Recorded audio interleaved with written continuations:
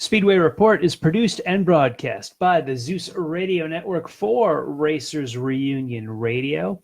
Well, Denny Hamlin won an emotional Daytona 500 last night in memory of J.D. Gibbs.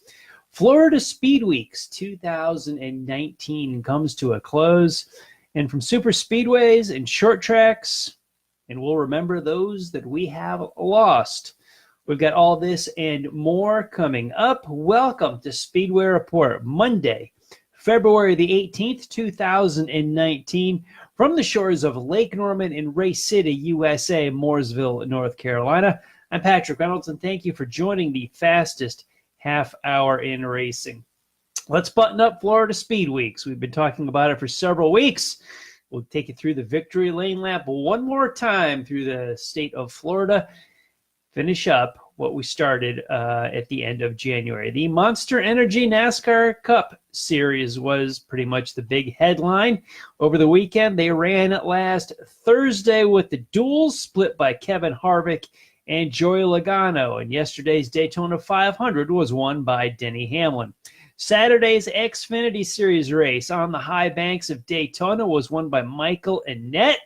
I used to work with him at Germain Racing at my later years on the NASCAR tour while turning a wrench. He was just breaking in to driving full-time stock cars then. And the trucks raced Friday night at Daytona. They tore up some metal, but Austin Hill was your winner. NASCAR's K&N Pro Series East race was being run at the exact same time we were broadcasting 1 week ago. Derek Kraus was your winner after 175 laps at New Smyrna Beach, Florida. We'll talk about New Smyrna very shortly. The World of Outlaw late models raced during the week at Volusia Speedway Park. I didn't need to do a whole lot of research on this one. Wednesday night's A-Main was won by Brandon Sheppard. Get comfortable. Thursday night, Brandon Sheppard. Friday night, Brandon Sheppard. And Saturday night, Brandon Sheppard. He went 4 for 4 with the World of Outlaw week at Volusia Speedway Park. The USAC sprints were a little further south at Bubba Raceway Park in Ocala. Love the USAC sprints, wingless sprints. Hallelujah. Thursday night, Chris Wyndham was your winner. Friday night, Justin Grant took the A-Main. And a big finale on Saturday, CJ Leary won with his new team, Reinbold Underwood Motorsports. They're out of Arizona. First weekend with Leary, they think I got 6 third first, 6 second first, something like that. But they're leading the USAC sprint points after the first weekend in a brand new combination. Pretty cool. Okay, to New Smyrna Beach, Florida on the pavement. Let's talk about my tour mods. Monday night's race was won by Doug Kobe. Tuesday night, some kid named Ryan Preece won on Tuesday. Wonder if we'll ever hear anything about him again, and sarcasm font right there. Wednesday night, the JB3 John Blewett III Memorial went 76 laps, was won by Big Money Matt Hirschman. He liked that so much. He won the feature on Thursday. He liked that so much. He took the Richie Evans Memorial 100 on Friday night. In spite of the 3 wins, not the title. The week-long champ without a win, but the most points was Chuck Hosfeld. The super late models, we had our dominant ones there. On Monday night, it was won by Bubba Pollard. He took it on Tuesday as well. Brad May won the race on Wednesday. Pollard was back in victory lane on Thursday. The division had the night off on Friday as they prepped for their big Orange Blossom 100 on Saturday night, won by Derek Griffith. Pollard was still the week-long champ for the super lates. Back to the dirt, Volusia, Florida on Monday night. While we were on the air, the UMP mods were a big headliner with Kyle Strickler as he won the $5,000 in the Gator race, while Nick Hoffman won the week-long championship. The late model race that night was won by Mike Marlar before Sheppard won on his tears the rest of the week. Tuesday night, everybody got rained out. That was supposed to be the debut for the week for the Big Block Modifieds, the Super Dirt Car Series. They had to wait till Wednesday, but after that, they ran a week clean and green. Wednesday night's Big Block Mod feature won by Billy Decker. On Thursday night, Matt Sheppard, Larry White on Friday night, and Stuart Friesen One on Saturday night, which was the $5,000 to win finale.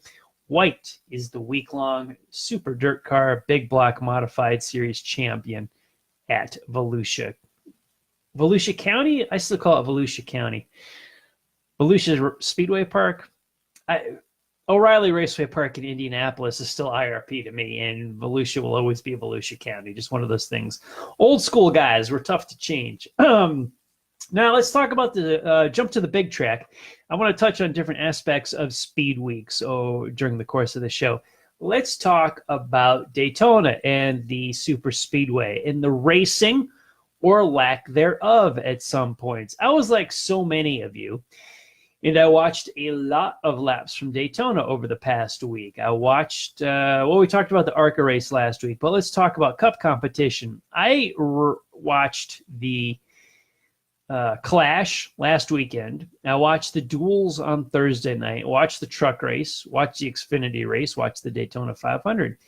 And as I saw very little racing, I really saw a drafting exhibition out of the Cup cars in the Clash. We saw both Thursday night duels and that Xfinity race on Saturday. And I'll say this, for the most part, those were not entertaining races. They seemed like a big drafting exhibition, almost like a test session, if you would. That is what they appeared to be. Granted, the dual race, I'll back it up for the Clash, not a whole lot going on, a lot to lose, not a whole lot to win. I'm not sure what the purse is for that thing anymore, since NASCAR does not tell us what guys win. There's a purse Thursday night as well. Don't know what that pays anymore. Heck, we don't know what the 500 is. But only 2 cars did not qualify for the 500. So we had 2 cars go home. But for the most part, a lot of the big guys, they didn't need to race their way in. The drama of racing your way into the 500 is gone, which is a shame. Because part of the excitement is some big names didn't make races. I remember those days, and it was pretty, not that I wish the big names would go home, but it added a lot of drama and a lot of excitement to it. So Thursday's duels, we saw a single file drafting parade. I did not think they were very good. We went to Saturday's Xfinity Series race, quite possibly one of the worst races I've ever seen in my life. Was that Xfinity race on Saturday. I don't know if it was the worst, but it was awful. It was terrible. Those guys, nobody wanted to win. Nobody wanted to improve position. They followed each other right to the checkered flag.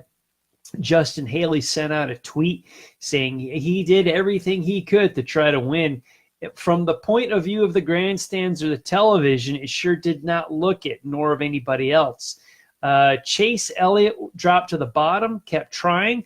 But like we saw in the Clash and in the duels in the Xfinity race on Saturday, it was a single file freight train up against the wall, nobody trying to pass, not even looking like they're trying to pass, or very few. Now, of the few that did, you needed help. They would jump to the bottom, they'd get help from another car, and then rocket past one car, and the lead car would go back up in line in that lead draft, leaving the poor sucker that was trying to help him or get something going all alone on the bottom lane and just kept dropping back. The entire racing world was watching this either in person or on television. I had someone tell me on Twitter that they spent money for the Saturday race, bought a ticket, were in the stands, and felt like they wasted their money. I certainly felt like I wasted my afternoon watching this race. We all were looking at it, watching this big, long draft of 15 cars, knowing that you can't come from 10th or 12th or 13th to the front on the final lap. Christopher Bell dove low back up in line. He was one of the guys. He would pick off cars one at a time, but he did it with help. Then he left his partner out to dry, made other guys reluctant to try it with him, to go down there with him. After the race, Christopher Bell said, if I had started sooner, I might have made my way further forward. Well, duh, Christopher Bell. I love you, dude. I think you're a Cup champion here in the next few years, but the whole world was yelling at their TVs exactly what you were saying. You guys got to go. This is not something we're interested in watching. Chase Elliott kept dropping down. He would try to help guys. He would try to get guys to help him. It was guy's name was Robbie Harvey, who was my Twitter follower. He paid for a Saturday Xfinity ticket. Felt like he wasted his money. Now, the Truck Series race was a whole lot better, a lot of action, a lot of passing. Unfortunately, too much crashing. 9 trucks finished. I thought it was a much better race. However, now, I don't root for crashes. I'm not one of those guys. I don't think crashing equals good racing. A lot of cautions crashing. Crashes can be exciting. The caution flags can reset a race if they're thrown naturally. That's fine. 9 trucks finishing is not a good race, but those guys raced. They didn't follow each other. They raced. The trucks punched such a big hole in the air. Pretty good for them to draft, make some moves on each other, and actually things happened. I was sorry to see all the crashes that did. However, it was a race which through last weekend and Thursday, Friday, Saturday, the truck race being what they were because of the body styles and the chassis, had me really worried about the 500 on Sunday. So many people said, it'll be different. It'll be different. Don't worry about it. We have seen bad 500s before that we saw in the Clash, we saw in the qualifying races, and 500 was terrible. Remember 2013. Remember 2000. They were not good races. Nobody could pass. I was afraid of this again. I was wrong. Thank God. I will freely admit I was wrong. One of the biggest critics of NASCAR, regular watchers of this show know this. I hammer them on so many things, but I'll admit the Daytona 500, I was word going in. I was 100% wrong. It was a darn good race. That was a lot of passing, a lot of action, a lot of different strategies with tires, with fuel. A lot of underdogs came to the front. Who on this Monday is not a Matt DiBenedetto fan today? As a journalist, you root for a good race. You root for storylines. You don't root for any particular driver. I'll admit, DiBenedetto was a fantastic storyline. Heartbreaking how he wound up the day, but there was a little piece of me that was rooting for DiBenedetto. He did a outstanding job yesterday in that Levine family racing machine. Now, Levine is now in a agreement, partnership with Joe Gibbs Racing, with Furniture Row Racing shutting down, Truex going to Joe Gibbs Racing, and Daniel Suarez moving on. Gibbs's 4 cars are still intact. However, the satellite team, Furniture Row, does not exist. That is now, the satellite team is now Levine Family Racing. They're in Toyotas. DiBenedetto behind the wheel. He had a legitimate shot to win the Daytona 500 yesterday. Led the most laps of anybody else. Led 49 of the 200 laps. He is the high lap leader guy on the day. Great drive. Shows what he can do in quality equipment. He had underdog racing in the underfunded stuff, in the fast cars that he'd been in for so many years now, and just got more out of them than those cars actually had. Did a great job. Resigned from that position last year. Put himself out on the market. Definitely make a huge step up. And he was out front more than anybody else yesterday in the 500. Now, the last 10 laps was like the last 2 minutes of an NBA game of the 500. I don't know how many hours they took, but with all the red flags and caution flags, I didn't clock it. I could, but it took a long time to get those last 10 laps in.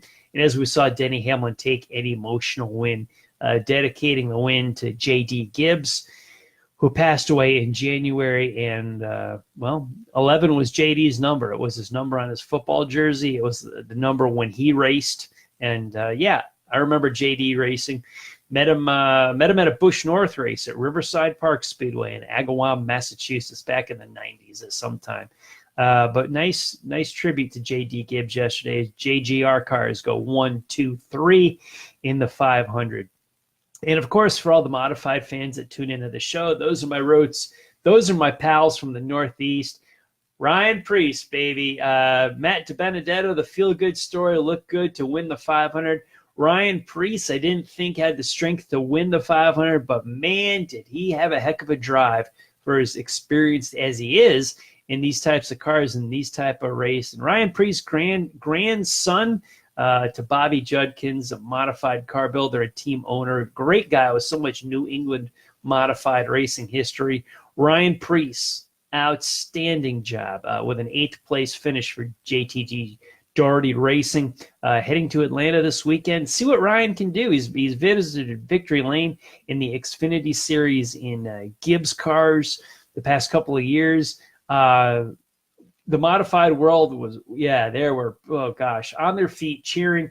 There was even a little "Let's Go Ryan" clap during one of the red flag periods in the 500. Popular guy. I think genuine race fans love guys coming up from short tracks that did not buy their way into just buy a ride in the Cup Series. Granted, Ryan had sponsorship along the way that he was able to invest and buy those races from Joe Gibbs in the Xfinity Series, but it's not like he had a rich pocket that he could dip into. He got a sponsor, good exposure, and worked his way up through sponsorship and talent. We talked about 2 short track streaks on the dirt. Brandon Shepard went 4 for 4 in the World of Outlaw late models. Matt Hirschman went 3 in a row, 3 out of 5 at New Smyrna, but the final 3 nights. These 2 guys did a great job. I love highlighting short track guys that are Saturday night racers. And one of the biggest short track racers there was went helped score the championship for the super late models at New Smyrna Speedway. We talked about Bubba Pollard earlier, won some races, won the super late model championship at New Smyrna. Not everybody knows this. He did it in the car owned by David Rogers, one of the legendary short trackers out of Florida. Rogers has so much experience in the late model class. He underwent a surgical procedure lately, was out of action at Speedweeks for New Smyrna in the 9-night championship, but put Bubba Pollard in the car. Good driver, good equipment, fantastic job. They won some races and won the championship. We look at the date today, and we're going to tip our hat and pay some respects to some of the folks that we have lost along the way. Obviously, February 18th, 2001. This date in 2001 is the date that we lost Dale Earnhardt. It was about this time of night after the race where we all came to grips with the death of the Intimidator. Still missed every race to this day, and this sport likely would look a whole lot different than what it does now had Earnhardt still be alive. Some for the better, some for the good. If nothing else, the aggressive nature of him is not what he is. I don't think that's his legacy to me. The legacy that Dale Earnhardt left is the incredible push forward in safety in stock car racing, all kinds of motorsports since the loss of Earnhardt. In spite of him putting the bumper to so many people and the crumpled fenders and the crashes, safety is what Dale Earnhardt left NASCAR with.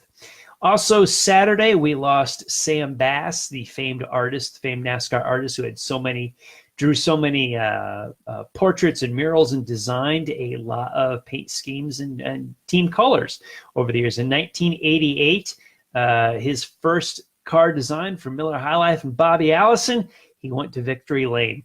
We've got a good memory here. This show broadcast from the Sam Bass Gallery outside of the Charlotte Motor Speedway. We did that on 2 occasions. This show broadcast live. We took some phone calls. We talked about the racing weekend. We talked to Sam on air. It was a wonderful experience to chat with Sam, be in the gallery as we broadcast this show. We packed up the set, packed up the laptops, all the wires, went to the gallery, the Sam Bass Gallery several years ago, and broadcast from there. I'll never forget that wonderful experience. Sam co-hosted the show with me. We've got the tapes at Racers Reunion archived somewhere, but pretty cool. Rest in peace, Sam. He had a lot of health issues lately, and finally went home to be with the Lord on Saturday. Race weekend, of all things. Doyle Ford also passed away. Formula flagman for the NASCAR Cup Series back in the Winston Cup days. Doyle succeeded Harold Kinder, who was the flagman in the 70s and the 80s. The flagman gosh, used to be well known amongst everybody. I couldn't tell you who's the flagger now. I think they rotate people in and out, but Harold Kinder first, and then Doyle Ford, another guy we lost, as well as peace and respect and memories go out to the Brady family, as Linda Brady we lost over the weekend as well.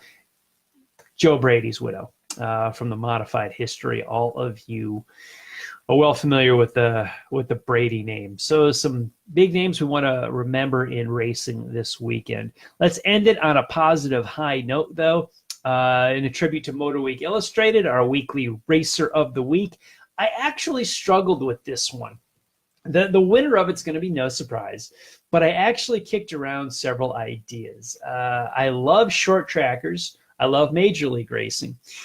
We talked about real racers all the time, what it really takes, what's going on. I really thought hard about Brandon Sheppard, who went 4 for 4, which is an incredibly impossible feat, but yet he did it at Volusia County in the World of Outlaw late models. In the end, though, do you just go with low-hanging fruit and the winner of the Daytona 500? In the end, this week's Racer of the Week, yeah. For all the criticism I give NASCAR, the Daytona 500 is still the biggest stock car race in the world. The winner of that event, that's the biggest thing in any kind of stock car racing all year long. Racer of the Week is Denny Hamlin, winner of the 2019 Daytona 500. Guys, in between a broadcast, keep up on the world of racing with SpeedwayReports.com. This show and all of our past ones are uploaded to the site. We've also got some racing articles to read there. You can catch our archived show on Facebook. They are at Racers Reunion. And at this page, Speedway Report with Patrick Reynolds. You can also catch them pinned on the top of the Twitter pages at Speedway Report and Speedway Pat. And if you want to go to racersreunion.com, where we all originated from, we are in the forum there, still keeping that website alive. All our episodes are there. You want to go to YouTube, find us there in Speedway Report, as well as LinkedIn and Google+. I want to give big thanks to everyone on our Facebook live feed for joining the conversation during the show tonight. And as always, I want to thank the military past and present for the freedoms we enjoy as Americans in our daily life, including the simple things like bench racing right here every Monday. Freedom is not free, and a veteran paid that bill for us. To all of the men and women who are defending freedom and watching Speedway Report, take care of yourselves and come home soon. A special salute to the teachers, school staff, firefighters, police officers, and paramedics in our own communities. They are quiet and modest heroes every single day. God bless and thank you. Now, you have been watching Speedway Report from the shores of Lake Norman in Race City, USA, Mooresville, North Carolina. Please like our Facebook page, Speedway Report with Patrick Reynolds, and follow me on Twitter at Speedway Pat. Now, I incorrectly said last week the drag racing list guys were off. My fault. They were on last week. They are off tonight. So don't head over to the Facebook page for drag racing list right now. They will not be live unless you want to look at some of their archived videos like I was just pimping out for Speedway Report a few weeks ago. But Bill, John, and Barb will be back next week with some drag racing and cool music. We will be back here live on Facebook in 1 week. That will be Monday, February the 25th. We will look at NASCAR in Atlanta, the NHRA in Phoenix, and some warm weather Southern short track racing. Thank you all for joining us. I'll see everybody next week.